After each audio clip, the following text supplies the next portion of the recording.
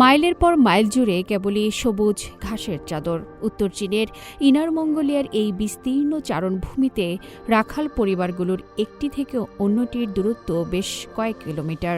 ভৌগোলিক দূরত্বের কারণে সহজে শহরের আদালতে পৌঁছাতে পারেন না এখানকার বাসিন্দারা, কিন্তু এই দূরত্বকে বাধা হতে দেননি চ্যালোট ব্যানার পিপলস কোর্টের বিচারক পাই ইয়ংশেন। আইন স্কুল পাশ করার পর আদালতের এজলাসে বসার যে স্বপ্ন তিনি দেখেছিলেন, বাস্তব জীবন তাকে নিয়ে গেছে এক অনন্য মাত্রায়।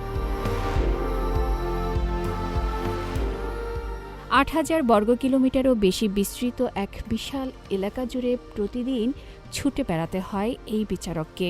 সম্প্রতি ১০,০০০ ইউয়ান বা প্রায় ১,৫০০ মার্কিন ডলারের একটি ছোট বিরোধ মেটাতে ২.৫ ঘণ্টা গাড়ি চালানোর পর গাড়ি চলাচলের অনুপযোগী দুর্গম পথ পায়ে হেঁটে পাড়ি দেন বিচারক পাই ও তার দল।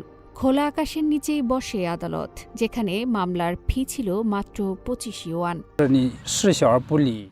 অনেক সময় ছোটখাটো সমস্যাগুলোকে অবহেলা করলে তা পরবর্তীতে বড় আকার ধারণ করতে পারে। তাই আমাদের মূল লক্ষ্য হল ছোটখাটো বিষয়গুলো যেন গ্রামেই সমাধান হয়ে যায়, আর বড় সমস্যাগুলো যেন অন্তত শহরের মধ্যেই মিটিয়ে ফেলা সম্ভব হয়।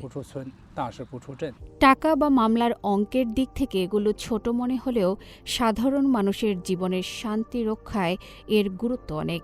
বছরের পর বছর ধরে চলা এই দীর্ঘ যাত্রায় শত শত মামলা সামলান তিনি। কখনো পায়ে হেঁটে, কখনো পাহাড়ি নদী পেরিয়ে, আবার কখনো ঘোড়ার পিঠে চড়ে পৌঁছান বাদীর আঙিনায়। সবচেয়ে বড় কৌশল হলো কাজের সময় নিজেকে শুধু একজন বিচারক হিসেবে না ভেবে সাধারণ মানুষের অংশ ভাবা।